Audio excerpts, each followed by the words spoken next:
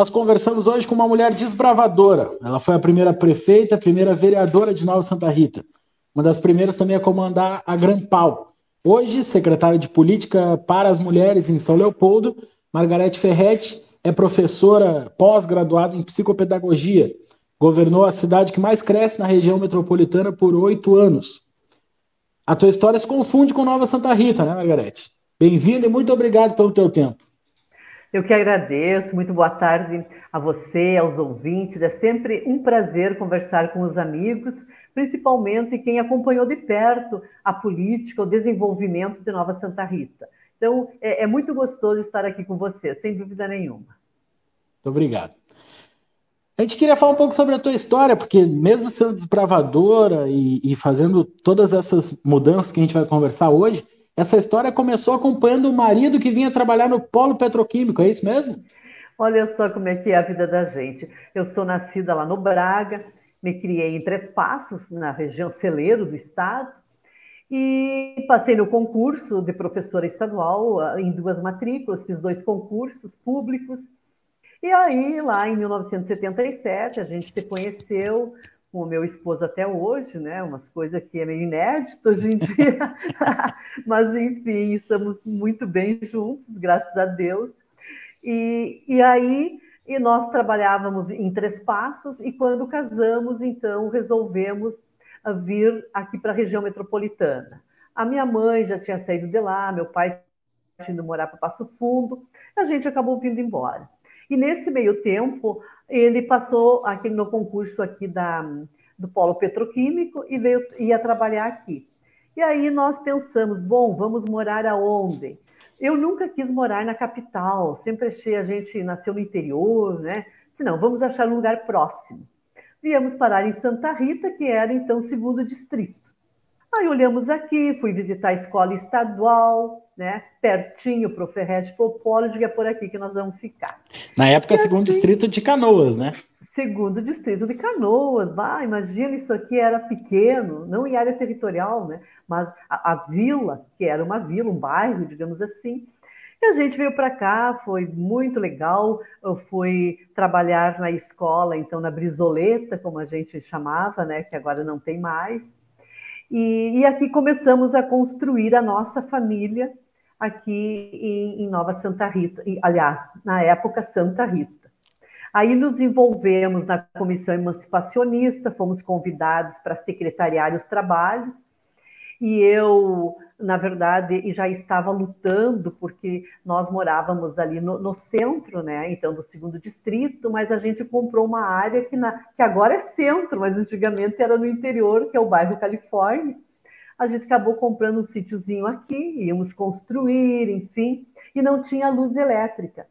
E aí, na época, eu comecei, aqui tinha 4, 5 vizinhos, pouca gente que morava aqui, mas eu digo, é um absurdo nós enxergar Porto Alegre toda iluminada e nós não termos energia elétrica. Aí eu descobri na época que tinha um recurso no governo federal que era para eletrificação rural. Aí eu reuni os vizinhos aqui, nós fizemos abaixo-assinado, enfim, começamos a lutar. Meio ano depois nós estávamos com a energia elétrica. E ali então começou um pouquinho da minha história. Aí mais na política. Aí, porque professora, a gente sempre é muito política, né? Política educacional que a gente defende. Aí eu fui convidada, então, para a Comissão Emancipacionista, né? Fui secretária dos Trabalhos, e daí nós conhecemos toda a região, porque a gente ia abrir as porteiras, que a gente falava, lá na casa do senhor e da senhora, para dizer o porquê que nós entendíamos que Santa Rita tinha que ser emancipada de Canoas. E assim construímos e fomos vitoriosos nesse pleito. Porque, acredita vocês ou não, tinha muita gente que não era a favor da emancipação. Como é que funcionava isso? Olha só, e nós enxergamos mais para o futuro, junto com o finado Vitor Ages, que era o empresário, dono da Selênio, a gente via a Nova Santa Rita se desenvolvendo estrategicamente muito bem colocada na região metropolitana, e nós tínhamos essa visão de desenvolvimento. Mas tinha muitas pessoas enraizadas que não pode, isso aqui não pode crescer, não pode aumentar. Só que a vida não é assim. Isso prova hoje o que está Santa Rita. Acabamos ganhando, e quando ganhamos, a comissão ganhou, foi vitoriosa. Imediatamente se começou as discussões para montar o então município, né, que na época ainda era o nome de Santa Rita, depois teve plebiscito para escolher o nome. E aí começou, então, a história dos partidos, convida esse, aquele, tem que formar nominata para vereador e vereadora, formar para a majoritária. E eu fui convidada, então, para ser candidata a vereadora. E eu, veja bem, eu só tinha aqui em Santa Rita seguros o meu voto do meu marido. E eu ia concorrer com candidatos que eram nativos da terra. Mas 2 votos estavam garantidos. 2 estavam garantidos. Mas aí vai conversa, enfim, a gente acabou aceitando o desafio. Nunca tinha imaginado ir para a política, né, partidária e me eleger para alguma coisa. Já tinha trabalhado muito em associação de moradores, a luta sindical, que a gente, como professora, sempre lutou muito, né, por melhores condições de trabalho, por valorização. Cada dia, né, que é um dia na nossa vida. Então, eu queria te dizer assim que daí acabei indo para concorrer e acabei me elegendo a primeira mulher eleita vereadora da Nova Santa Rita. Eu até ia te perguntar quando é que foi que essa mosquinha mordeu para ir para a política, onde é que virou essa chave, mas pelo visto foi indo e acabou lá.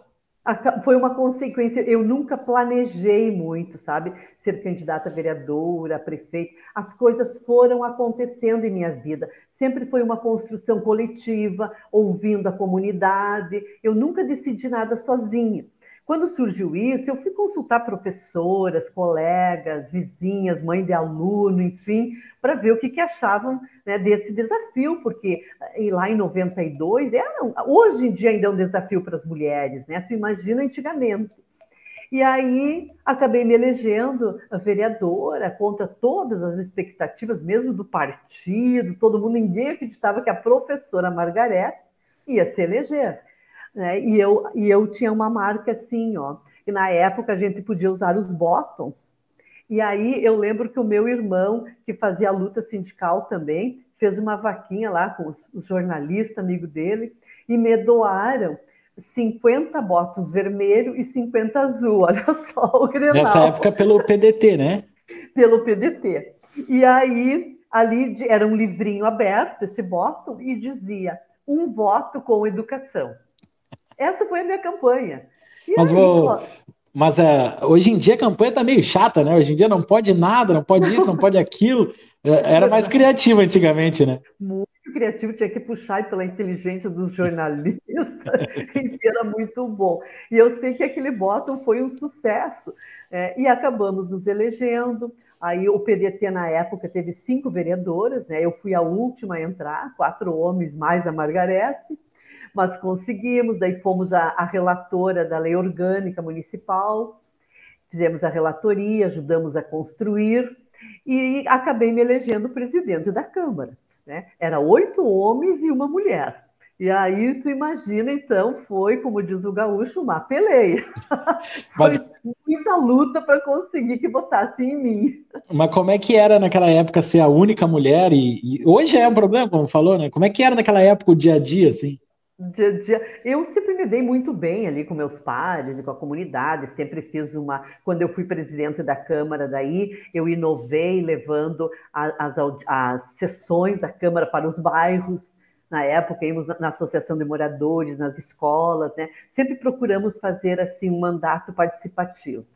Mas para mim chegar até a presidenta, logicamente que os vereadores, né, a maioria os homens, então eu, uma única mulher, professora, o pessoal sempre tinha dúvidas de que poderia, né, fazer a gestão da Câmara.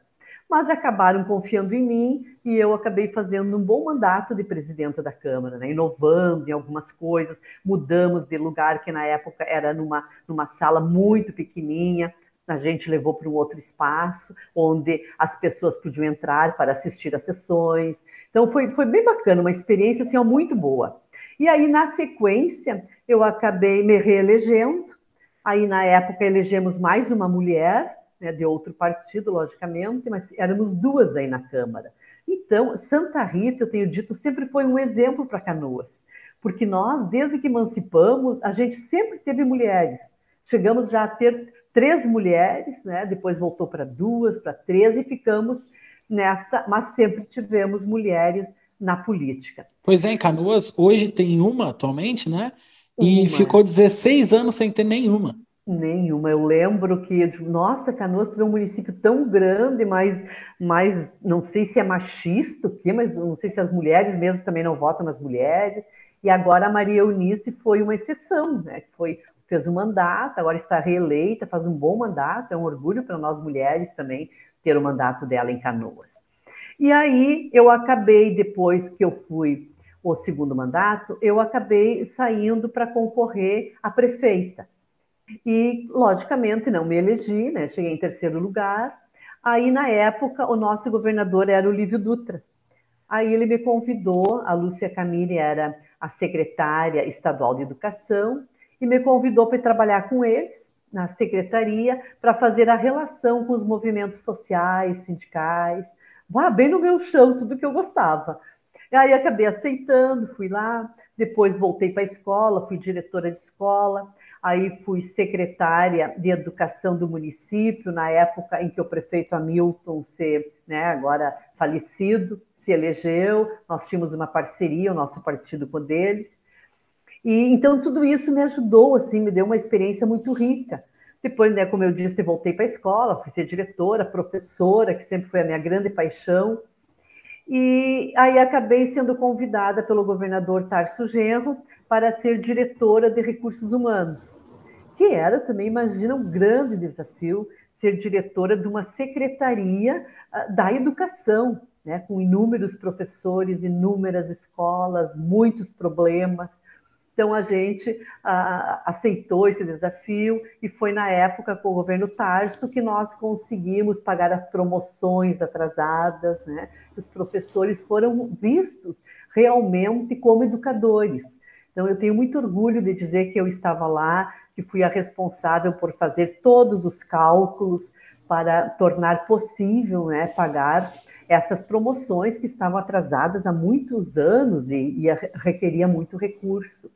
Então, eu acho que essa história faz parte, né, da vida da gente. Aí eu acabei saindo, porque daí surgiu, então, o meu nome novamente para ser a candidata a prefeita pelo Partido dos Trabalhadores aqui na cidade. E aí, como eu sempre fui uma pessoa muito assim, desbravadora, como tu disseste antes, olhando para frente, muito positiva, com muita vontade de trabalhar, sempre fiz as coisas com muito gosto, com muita paixão, me entrego muito. Aí eu aceitei. E viemos para cá, então, e daí começou, né, essa luta para me eleger prefeita. E eu não sei se tu lembra, na época, a Manchete, até existia aqui o jornal de fato, né? E daí a manchete foi Margarete ganha de lavada. Não sei se tu lembra. Então, mas foi muito legal, né? Esse deve estar guardado de recordação. Com certeza. Foi muito legal. E daí, bem no dia, além de tudo, né? Choveu muito no final. E daí, então, fechou com chave de ouro mesmo essa manchete aí do jornal. E aí começamos a trabalhar. Então, assim mais ou menos o nosso início de história. E como é que foi a experiência de ser a primeira prefeita? É a primeira prefeita, né? Primeira prefeita. Foi a primeira vereadora, a primeira prefeita. Como é que foi essa experiência de ser uma primeira prefeita mulher? Quando assumimos, a gente sabia que nós teríamos muito trabalho. Tinha muito o que fazer, porque Santa Rita, um município aqui da região metropolitana, e a gente queria que ela fosse realmente uma cidade pujante, uma cidade que não ficasse sendo dormitório, mas que tivesse vida própria, né, que investisse em seus moradores, que melhorasse a situação financeira, a arrecadação do município, para poder transformar isso em política pública para o povo. E assim nós arregaçamos as mangas e começamos a trabalhar. Nós pegamos um município que tinha algumas dívidas, né? Nós estávamos no Cadim, tinha uma série de situações desagradáveis. A gente formou, digamos assim, um time e iniciamos os trabalhos. E conseguimos, né, sensibilizar o comércio, as indústrias, né, vender um pouquinho mais o nosso município para fora. A gente conseguiu, através da sala do empreendedor, né, ganhar prefeita empreendedora. Nós fizemos um projeto junto com que foi levado depois para o Sindifisco, que nós ganhamos prefeita gestora do estado do Rio Grande do Sul no ano 2016, pela gestão que nós fizemos, porque além de melhorar a receita, a gente soube como fazer para aplicar os recursos públicos. E nós tivemos uma economia muito grande quando a gente implementou aqui a compra através de pregão eletrônico. Então, nós tivemos uma economia extraordinária. E isso também ajudou e nos levou a ganhar esse prêmio, porque foi administrar bem os recursos públicos. E eu quero fazer um parênteses e te contar que daí, na época, a gente começou a fazer uma relação melhor com os empresários, porque nós precisávamos também gerar emprego, né, melhorar a renda do município, abrir, né, novos comércios, novas empresas. E aí foi que alguns empresários me diziam assim: o Margarete, prefeita, a gente não acreditava que uma mulher, e além de tudo, professora, ia saber fazer a gestão de um município. Olha só. Aí, confessaram ainda. Ainda me confessaram, dizendo, mas agora tu vais à reeleição, tu pode confiar no nosso apoio, porque a administração que tu fizeste aqui foi melhor que dos teus antecessores. E a gente percebe a cidade crescendo, se desenvolvendo, investindo também na regularização fundiária, nos novos loteamentos que estavam vindo para a cidade. Então, foi um compilado de coisas. Nós tivemos a coragem de fazer a discussão sobre o transporte, que era sempre um problema, nós sempre dependíamos, né, do transporte intermunicipal, e daí nós tivemos a coragem de implementar um transporte público do município. Então, claro que ainda precisa de ajustes, porque um transporte como um todo está sofrendo muito com a dificuldade do aumento dos combustíveis, né, do preço das passagens, mas foi uma questão que nós debatemos junto com os comércios, porque os comércios tinham que ter preços competitivos, porque as pessoas tinham o hábito de ir a Canoas ou a Porto Alegre fazer as compras. Então, e depois, quando a presidenta Dilma concluiu, então, a rodovia, a 448, nossa, para Nova Santa Rita foi excelente, porque nós ficamos a 15 minutos de Porto Alegre. E aí o pessoal começou a olhar os empreendedores de uma maneira diferente para Santa Rita. A área de terra nós tínhamos uma boa gestão, né, comprovadamente, né, aprovada pela comunidade, já com uma reeleição que foi muito boa, aumentamos o número de votos, tínhamos uma aprovação muito boa mesmo da comunidade.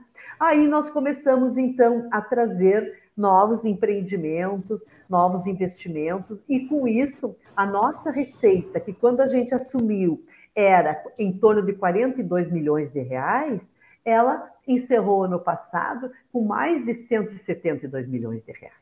Então, sinal de muito trabalho, de muito compromisso, de muita gestão, cuidado com o dinheiro público. E aí nós fomos além da sala do empreendedor, da infraestrutura, que nós fizemos mais de 50 ruas ou trecho delas pavimentadas. Nós tínhamos o centro da nossa cidade, ali onde funciona a única escola de ensino médio, que tinha 13 ruas e nenhuma era pavimentada. E foi um problemão aquele loteamento, porque o loteador vendeu os terrenos e se mandou. E aí o município, daí estava uma questão na justiça, e o município com todo esse problema. Aí nós dialogamos com o juiz, né? Tivemos várias audiências, apresentamos propostas, e eu tenho que agradecer porque eles confiaram no nosso trabalho, né? Nos deram uma carta branca para agir, e a gente conseguiu, então, regularizar, pavimentar essas 13 ruas, entregar para a comunidade, que é uma qualidade de vida, é um centro da cidade. E assim nós fomos trabalhando para melhorar a infraestrutura do centro, mas também dos bairros. E conseguimos esse montante, então, né, de recursos para ir investindo na infraestrutura. Entregamos uma cidade muito melhor. Quando nós assumimos, nós tínhamos um problema muito grave na saúde pública, que era os postos de saúde, né, que choviam dentro. Então, a gente reestruturou tudo, agora são as UBSs, né? Unidade Básica de Saúde, pintamos, reformamos, isso melhorou o atendimento da comunidade, entregamos novas unidades básicas de saúde, criamos aqui a primeira estratégia de saúde rural da família, que é aqui no assentamento Santa Rita de Cássia, e quando nós assumimos aqui essa gestão das unidades básicas de saúde, que é a saúde familiar, ela praticamente não existia. E quando nós saímos, agora nós entregamos ela em todos os bairros consolidados e com mais de 80% de estratégia de saúde e família no município. Então, houve muitos avanços na questão da saúde, na questão da educação, reformamos escolas, ampliamos, construímos. Para tu teres uma ideia, nós não tínhamos uma quadra coberta aqui no município, em nenhuma escola. A gente pensou, porque eu sou uma apaixonada pelo esporte, né? Sabe que a gente tem na família, né? E professora, né? E professora. Tem que unir as duas coisas.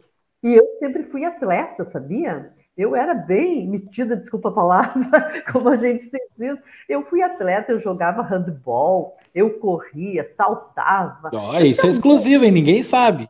Muitas medalhas, viu? Muitas medalhas. A gente tinha na época era muito forte no interior os jogos entre uma cidade e outra. Tinha uma rivalidade muito forte. Então, eu era uma atleta de muitas medalhas, que bom, né?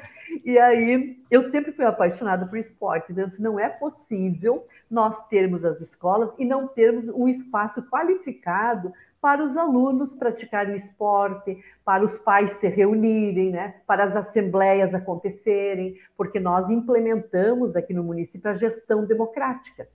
E se tem gestão democrática, tem os conselhos escolares, o CPM e, consequentemente, reuniões de pais, de alunos, né, o debate, a construção coletiva. E aí precisava também desses espaços maiores. E assim a gente conseguiu ir trabalhando, fizemos 2 concursos públicos, né, colocamos em dia as licenças-prêmios dos professores que estavam muito atrasadas anos anteriores. Também colocamos uniforme escolar para as crianças, né? Sempre dialogando com a comunidade. Implementamos uma alimentação com mais de 90% ela orgânica, né? Sem agrotóxicos, uma alimentação mais saudável. Então, fomos investindo, porque eu, como professora, eu também sempre digo, a gente tem que ter as condições de trabalho, né? Tem que ser valorizada. Nós investimos na formação qualificada dos professores, a formação continuada, e também formamos 7 professores da educação do campo, que a gente criou aqui, porque quando a gente assumiu, era dito assim, a escolinha, né, que ficava no campo era escolinha. A gente transformou essa escolinha numa escola do campo, com uma proposta pedagógica voltada para essa educação do campo, e aí conseguimos, com parceria com a Universidade Federal do Rio Grande do Sul, então ter a possibilidade de formar essas professoras. Então foi toda uma construção coletiva, né, com debate, com os conselhos, que eu me orgulho muito de ter sido pioneira nesses debates, nesses avanços aqui da cidade. Essa questão das empresas e de ser pioneiro, eu acho que essa é o que Nova Santa Rita mais se destaca externamente, né, para as outras cidades, porque começou no teu mandato e continua agora do prefeito Batistella. Acho que todo mundo quer saber um pouco qual é o segredo de trazer empresas que Nova Santa Rita tem. E aí a gente tem uma alegria muito grande de nós termos feito o sucessor, né, nosso companheiro, agora prefeito Rodrigo Batistella, um jovem que esteve conosco desde o início, coordenou a nossa campanha, foi secretário de Indústria e Comércio, né, ganhamos a Sala Ouro do Sebrae, agora ele ganhou novamente esse ano, já pelo 3º ano. Então, um jovem com muita vontade, com muita disposição para continuar o trabalho que a gente implementou e, logicamente, inovar, né? Porque cada ano que passa, as coisas vão mudando, se exige mais do poder público. Então, o Rodrigo, com toda essa capacidade dele, a gente conseguiu fazer o sucessor. E eu vou te contar que sempre me diziam, Margarete, tu vai ver, pedir voto para você é uma coisa, agora fazer o sucessor é quase impossível. Mas a gente quebrou essa lógica, é difícil realmente, não é fácil. Mas conseguimos, o Rodrigo está ali agora fazendo uma bela administração, também com muita energia. Tu me perguntasse qual é o segredo disso tudo. E eu sempre digo e sempre falei isso também para o nosso prefeito Rodrigo. O segredo é tu gostar do que faz. É tu gostar, é tu te entregar, tu fazer bem feito. Porque a gente é prefeita, tu não é prefeito 8 horas no dia. Tu é prefeito diuturnamente, tu é prefeito no final de semana, tu não tem, a tua vida muda. É um estilo de vida, né? É um estilo de vida, tu tem que gostar muito se tu quer fazer a coisa bem feita, né? Com respeito, com transparência, prestando conta do dinheiro público para a comunidade. Então, tu tem que se doar muito. Eu tenho que dizer que, graças a Deus, eu tenho um grande companheiro em casa que me ajuda muito, que me dá sempre muita força, né? Que até me espera com uma comidinha boa sempre em casa também, isso é muito bom. Mas isso muda todos os padrões, né? Porque a mulher é a prefeita, o marido está no bastidor, está fazendo a janta, isso muda tudo. E tu sabe que o pessoal brincava com ele e dizia assim, ô Ferrete, então agora tu vai ser o primeiro damo. Ele dizia, não, isso aqui eu vou deixar para vocês, eu vou ficar nos bastidores. Mas tu sabe, eu queria te dizer que outra coisa que a gente fez também aqui, que eu tenho assim, muita alegria em dizer, foi reestruturar o Centro de Eventos Almiro Brandão. Porque nós tínhamos lá, nós temos um parque muito bonito, né? Tu conhece aqui, tu já veio quantas festas. Mas ele estava todo desestruturado, um salão que já estava, né, lá com os cupim, enfim. E a gente teve coragem também, né, de pôr aquilo ao chão e de construir um belo salão de eventos. Agora nós temos um salão que é referência aqui na cidade, com o parque, com as pessoas que lá circulam, que tem aquele lago lindo, né? E já deixamos pronto o projeto de um portal de entrada no parque, que a gente não conseguiu fazer no ano passado, porque foi um ano de pandemia, né? Um ano totalmente atípico, e muitas coisas que nós tínhamos para iniciar ou em andamento, a gente teve que ficar retraído, segurar, porque além de ser um ano eleitoral, era um ano de pandemia. As empresas, né, também se restringiram ao trabalho e a gente deixou esse projeto pronto. E agora o nosso prefeito me disse ontem, tive uma conversa com ele, que ele vai dar continuidade e que ele vai então licitar esse pórtico. Vocês vão ver que coisa linda que vai ficar. Onde é que é o pórtico? É bem na entrada daí do Parque Almiro Brandão. Vai ficar muito lindo, vocês vão ver, porque nós temos um ponto turístico aqui, né? E agora vamos continuar a pavimentação até lá, então vai ficar uma referência aqui na região metropolitana, porque eu sempre fui uma pessoa assim, como tu está vendo, de muito trabalho, mas também tem que ter lazer. Mas eu percebi que impossível é uma palavra que te motiva. Se diz que é impossível... Vamos lá. Não, e eu sempre fui assim, com muita alegria. Eu sempre trabalhei com a minha equipe, o meu pessoal, sempre com muita alegria. De vez em quando até saía uma risada meio forte demais, assim, na reunião. E aí descontraía todo o pessoal, porque eu acho que tu tem que ter gosto para ir trabalhar. Tu não pode trabalhar contrariado. Imagina tu entrar numa sala de trabalho, um colega aqui com uma cara, outro com outra, um clima pesado. Isso é muito ruim. Então, na política tu recebe muita crítica, muita coisa negativa. Muita. Então, eu sempre digo assim, mas se tu está bem contigo mesmo e tu tem um propósito bom, um projeto bom para a cidade, vamos fazer isso com alegria. Então, e pensando nisso, a gente sempre teve também as nossas festas do melão, né? Sempre teve a questão tradicionalista, os rodeios, né, que aconteciam aqui. Claro, o ano passado foi atípico e esse ano. Mas incentivamos muito as caminhadas, os taekwondo, todo o tipo de esporte que era possível, o futebol, o futsal. Quantos campeonatos aqui em Nova Santa Rita nós realizamos, masculino, feminino, dos veteranos, dos mais jovens. Então o pessoal ficou muito feliz, né? Porque sabia, a prefeita gosta de esporte, então ela incentiva, e realmente... Não, mas agora com esse monte de medalha está explicado. E eu ia nos jogos sempre com muito prazer, participava junto das torcidas, né? Então, eu acho que isso faz parte do gestor, sabe? Tu ter a seriedade necessária, né? Tu tem que ser forte muitas vezes dizer não, tu tem que saber ter esse discernimento, mas tu também tem que conviver com a comunidade naquilo que ela também gosta. Tu pensando na saúde, na educação, na infraestrutura, né? na iluminação pública, nós implementamos aqui também 25, se não me engano, depois deu mais, até entregar ao governo, câmeras de vídeos de monitoramento, pensando na segurança, né, em parceria com a Brigada Militar, que sempre também foi muito parceira. Então, a gente tem que pensar em tudo isso. Mas tem que pensar também um pouquinho no lazer. As pessoas precisam disso para não adoecer mentalmente. Vocês viram que agora essa questão da pandemia aumentou muito o índice, o percentual de suicídio, de pessoas com doença mental, porque as pessoas ficaram enclausuradas em casa. E isso não faz bem. Nós somos um ser humano sociável, né? Nós temos que viver em sociedade. Então, nós precisamos agora, e que está voltando, graças a Deus, né, digamos assim, a dita normalidade, as coisas, a gente está vendo que as pessoas estão se iluminando de novo, porque elas precisam desse contato. Lógico que nós ainda teremos um período pela frente, eu acredito que mais alguns meses ainda, com muitos cuidados, né, usando álcool gel, o uso da máscara, o distanciamento na medida do possível, mas nós temos que voltar a conviver. Isso faz parte do ser humano.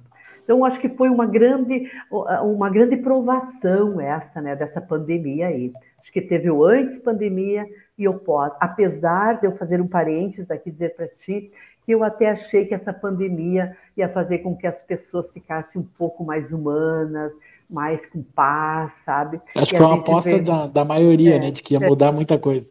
e ainda tu vê ainda muita violência, né? Muita briga, muita incitação ao ódio.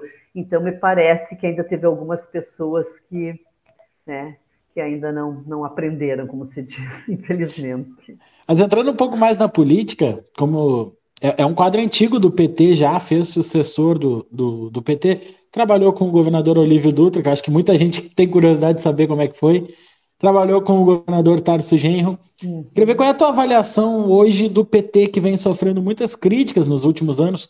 Qual é o momento que o PT passa hoje na tua avaliação? Eu creio que o PT aprendeu muito também aí nessa jornada. Foi uma guerra, digamos assim, muito forte antipetismo, né? Anti-PT. E aí, muitas vezes, e eu te digo isso porque as pessoas chegavam para mim, porque quando eu me reelegi, nós estávamos também bem naquela situação difícil do PT, que as pessoas já não queriam saber do PT. E eu estava disputando uma reeleição. Então, as pessoas sempre diziam assim para mim: não, Margareta, em você eu vou votar. Em você eu vou votar. Eu odeio o PT. Eu não gosto do PT, mas eu gosto de você. E daí eu dizia para elas: pois é, muito obrigado pela confiança, mas eu sou petista. Eu disse para elas: para vocês verem que a questão não é ser ou não ser PT. Claro, é um partido que tem uma ideologia, que tem um programa de governo, mas tem uma pessoa que está fazendo a administração e levando esse programa de governo para implementar na comunidade. E esse é PT. E vocês não estão gostando do meu jeito de governar? Mas claro que nós estamos, nós queremos que tu continue. Então, eu faço uma pergunta. Muitas vezes, o que acontece na sociedade que tu destina tanto ódio para uma coisa sem saber o porquê? O porquê? Porque se o PT foi aquele que levou o filho de pobre para frequentar a universidade, que hoje em dia não tem mais. Se o PT foi aquele que criou mais médicos, que foi maravilhoso para os municípios, e aqui eu te dou um depoimento como prefeita, foi totalmente diferenciado o atendimento para os pacientes, né, com essa questão do mais médico. Se foi o PT que criou o Bolsa Atleta, se foi o PT que incentivou mais também o Bolsa Família, se foi o PT que levou água para o Nordeste, que tinha o programa do PAC, lembra? Que era todas as prefeituras iam buscar máquinas. Eu lembro, foi feito aqui em Santa Rita uma vez um ato, tinha prefeito de todos os partidos, a presidenta de uma republicana, e todos ganhando as mesmas máquinas. Muitas vezes os meus companheiros do PT diziam: ah, minha nossa, mas nós que somos petistas não vamos ganhar, os outros estão ganhando. Por quê? Porque um governo não governa só para um partido. Ele governa para todos os cidadãos. E isso a Dilma fez. Então, às vezes, a gente vê tantas críticas. Minha casa, minha vida, gente. Quanta gente teve onde morar por causa do programa Minha Casa Minha Vida? Hoje, o que está acontecendo? Aumentou muito o número de pessoas desabrigadas, pessoas que não estão conseguindo mais pagar o aluguel, o preço que estão as coisas. O que o PT fez na época que o PT governava? As pessoas começaram a ir para a praia, começaram a descobrir o litoral, Tinha gente que morava no interior que não conhecia o mar. Sabe o que é isso? O PT deu essa oportunidade. O pobre tinha um carrinho popular, mas tinha o seu churrasquinho no final de semana, sua cervejinha, seu chopp. O pobre vivia, ia no baile, ia no teatro, no show. O pobre teve condições de viajar de avião. Gente, tu encontrava no aeroporto todos os tipos de pessoas viajando de avião. O que está acontecendo hoje em dia com o dólar? Quem é que pode viajar de avião mais? Quem é que consegue comprar uma passagem? Quem é que consegue nem imaginar ir para o exterior? Ir para o Nordeste? Então, o custo de vida mudou muito agora. Então, por que esse ódio do PT? Aonde que isso está implantado? O que ocorreu que ficou com tanto ódio? Agora a gente viu que foi comprovado que o presidente Lula é inocente, está inocentado de tudo. Então, são muitas maldades, muitas distorções. Tem coisa errada, equivocada? Claro que tem.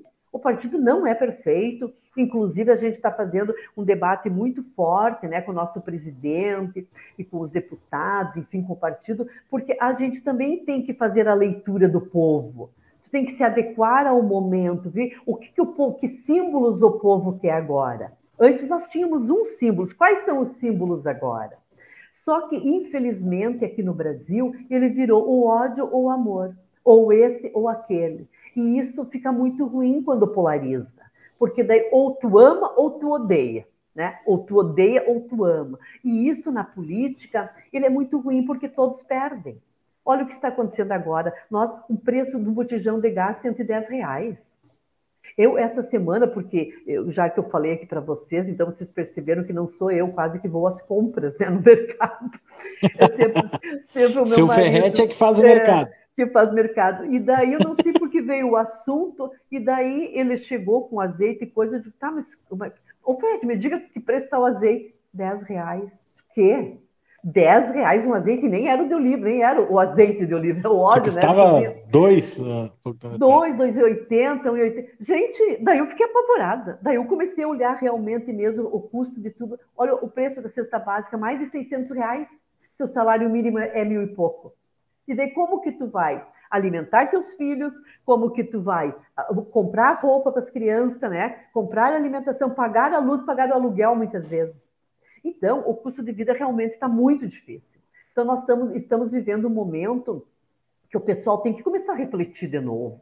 Gente, a política não pode ser feita assim. Ela tem que ser feita de oportunidades, de possibilidades, de pessoas que realmente queiram trabalhar. É o dinheiro do povo que está ali. Se os políticos existem, é porque tem um recurso público, tu tem que prestar contas, mas tu tem que saber fazer avaliação. O ano que vem nós estamos entrando no período eleitoral.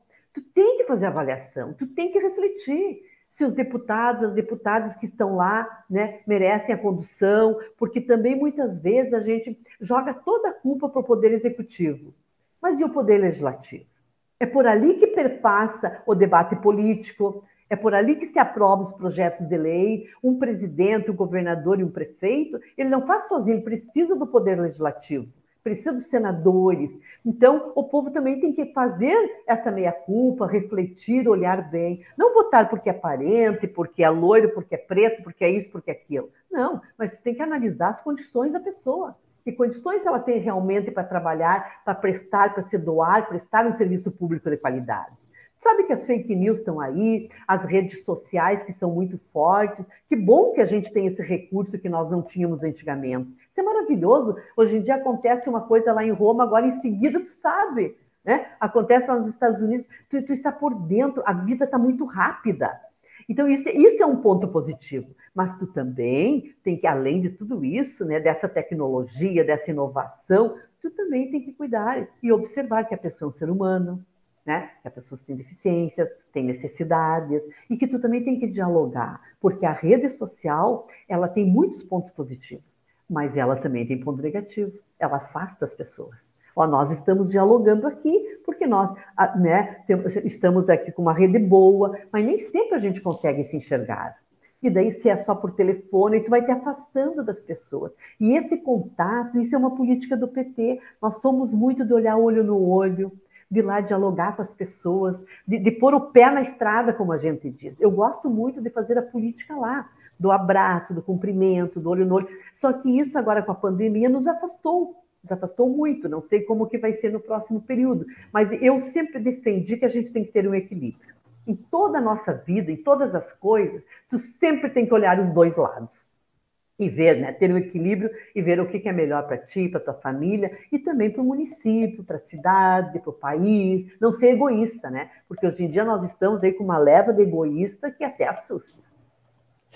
Para finalizar, eu vou deixar duas perguntas. A primeira é, já que desbravou tanta coisa e ainda tem muito caminho pela frente, qual é o teu maior sonho na política?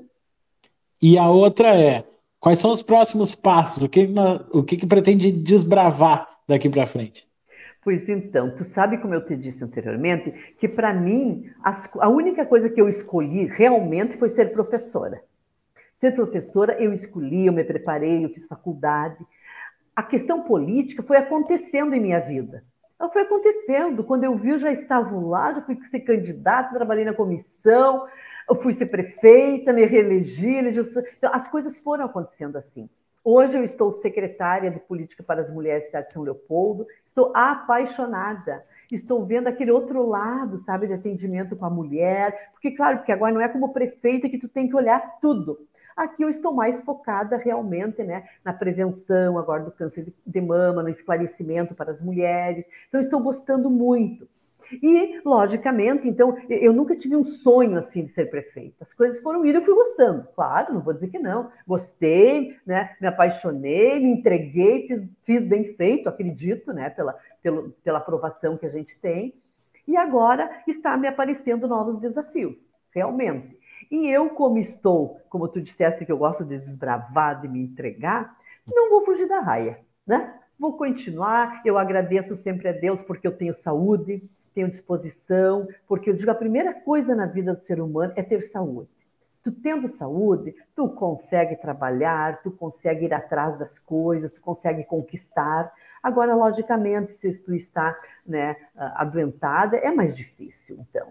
Então, eu quero dizer que agora, para o ano que vem, a gente está construindo, né, aí, na medida do possível, uma pré-candidatura à Assembleia Legislativa. Então, vamos ver, né, vamos nos apresentar para o povo, vamos levar o nosso trabalho, né, vamos dizer quais as bandeiras que a gente quer defender, o porquê que nós queremos lá estar, mas, logicamente, isso é uma construção coletiva. Não sou eu que vou dizer, que vou chegar ali e vou dizer, não, eu quero ser candidata? Não, isso não é o meu feitio. Eu quero ouvir as pessoas e ver, bom, é possível, vou ter apoio, acho que tu deve ir, né? Tu tem toda uma história, enfim, como é que é? Bom, aí as coisas se apresentam, daí eu encaro mesmo. Eu não sou de ficar fazendo, né, corpo mole. Como Eu conversei com uma outra mulher que é presidente da Câmara de Vereadores de Esteio, a Fernanda Fernandes. E ela disse: até vereador é um projeto teu. Depois, prefeito, deputado estadual, federal, é sempre uma construção coletiva do partido, do grupo. É por aí mesmo? É por aí mesmo, é verdade. O partido, né, precisa, tem as cotas também, né, tem que ter o número de mulheres. E não é só por isso. Eu acho também, eu quero deixar esse recado aqui, viu? As mulheres têm que ocupar o espaço de fala. As mulheres têm que ocupar o espaço de poder. A sociedade não é só dos homens, a sociedade é feita de homens e de mulheres, né? A mulher é a mãe, a mulher cria, né? A mulher gera o filho, a filha. Então, a mulher tem que estar aqui na mesa discutindo sob a ótica do olhar dela, que é um pouco diferente da do homem, mas por isso que elas se completam também. O homem tem um pensamento, a mulher tem outro, vamos trabalhar juntos. Ninguém quer ocupar o lugar de ninguém, mas a gente quer e deve ocupar o nosso lugar. Nós somos mais de 50% do eleitorado. E por que as mulheres não confiam nelas? Por que nós temos tão poucas deputadas, tão poucas prefeitas? Por quê? Não é só por causa dos homens, temos muitos homens que votam em mulheres. Porque não é como eu disse, não é a questão de ser homem ou mulher, mas é a questão do teu trabalho. Mas como nós estamos falando um pouquinho agora em gênero, é importante também que a mulher se empodere, que a mulher venha, a mulher tem capacidade. É lógico que para nós sempre é um pouquinho mais difícil, a gente sempre tem que ficar provando para os homens, para a sociedade, para as próprias mulheres, que a gente tem capacidade, que que a gente pode fazer. A cobrança que vem para um prefeito é diferente da cobrança que vem para uma mulher. É muito mais fácil tu cobrar de uma mulher do que de um homem. Isso eu senti na carne, viu? Isso eu percebo claramente. Então, mas só que nós temos que nos empoderar e vir, nós temos que fazer parte do parlamento, nós temos que defender as coisas boas que são para os filhos, para as meninas, para a sociedade, né? Nós temos inteligência para fazer isso. Então, essa discussão que os partidos passam, eu concordo, é verdade, é uma construção para a mulher, mas eu sou totalmente favorável que a mulher tem que querer e que a mulher tem que se empoderar. Ela tem que vir para esse espaço de fala, ela tem que participar. Hoje nós já temos juíza de futebol, temos advogada, médica, mas ainda na política nós temos muito poucas mulheres. E aqui fica meu recadinho, venha mulher conosco, participe, se inscreva, seja candidata a vereadora, deputada, senadora, a mulher tem que estar presente. Afinal, a mulher é bonita, a mulher tem coragem, a mulher tem disposição, a mulher tem alegria, né? E sabedoria. Por que ela não pode vir? Ela tem todo um coração muito grande de mãe, né? Humano. Então ela tem que vir trazer esse olhar para a política. Ela só vai fazer bem para a sociedade. E é importante para quem quer começar, quem está trilhando o caminho, ouvir isso de quem já foi vereadora, já foi prefeito, tenho certeza que faz toda a diferença. Sempre, prefeita Margarete, muito obrigado pelo seu tempo e um excelente trabalho. Imagina, um grande prazer conversar contigo, muito bom realmente. Eu fiquei lembrando tantas coisas aqui na vida da gente, né? E com certeza tem muitas mais coisas aqui para dizer, mas é tão bom. Eu posso dizer que eu sou uma pessoa muito feliz, uma pessoa que construiu uma família, tenho meus filhos, agora 4 netos, né? Uma família do bem, graças a Deus, um marido aqui, né? Um grande companheiro, toda a minha família, minha mãe, que ontem estava fazendo 84 anos, né? Então é toda uma história aí de luta. Eu posso dizer que sou uma pessoa muito feliz, né? Mas que faz aquilo que gosta, que trabalha com vontade. Eu acho que a vida é assim, a gente tem que aproveitar todas as oportunidades. Grande beijo, muito obrigada. Muito obrigado. Histórias como essa você acompanha no Entre Linhas, projeto da agência GBC, sempre no YouTube e no Facebook. Até a próxima.